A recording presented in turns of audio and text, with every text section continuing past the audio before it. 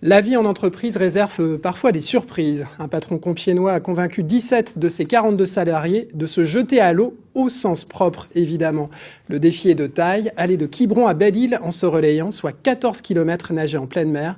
L'aventure a été montée pour 50 000 €. Le but, souder le personnel. Christelle Sivat et Aurélien Barège ont accompagné ce défi mois après mois.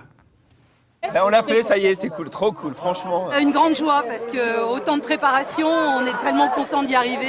De vivre une aventure pareille ensemble, c'est magique.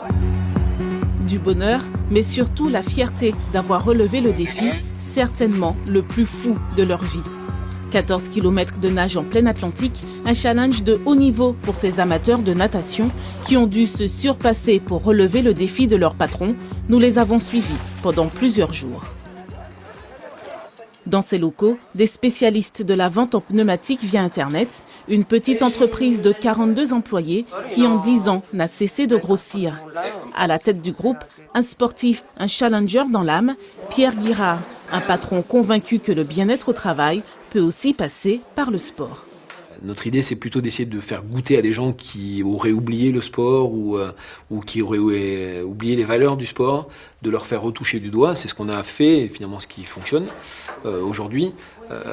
Donc je pense que c'est porteur de valeurs. C'est en ça que c'est très important et je pense que ça peut être un formidable véhicule pour accompagner le bien-être des salariés dans l'entreprise. C'est pas suffisant, c'est pas le seul axe, mais c'est un des axes et puis c'est celui qui nous plaît le plus objectivement aussi. Motivation, entraide, dépassement de soi, des valeurs recherchées par ce chef d'entreprise en proposant ce défi.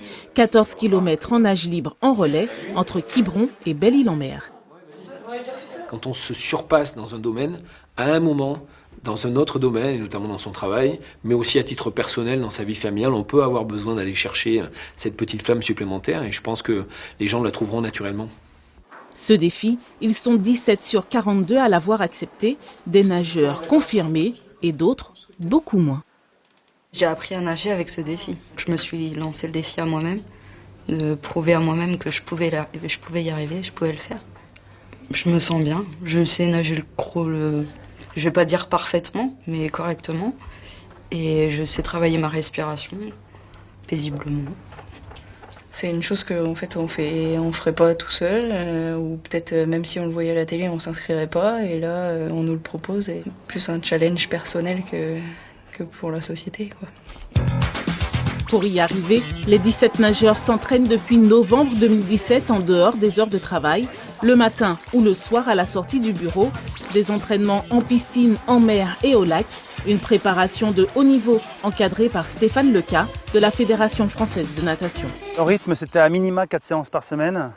Il y a des nageurs qui ont commencé au début en fait, avec des séances de 20-30 minutes. Et là, depuis 2 mois, il n'y a aucun nageur qui n'est pas capable de nager 1 heure sans s'arrêter. Et il y a certains nageurs, pour les plus assidus, qui ont fait des séances de 1h30 à même jusqu'à plus de 2 heures sans s'arrêter. Donc ils sont vraiment bien préparés. Des entraînements qui portent leurs fruits. À J-7, les 17 relayeurs se projettent déjà.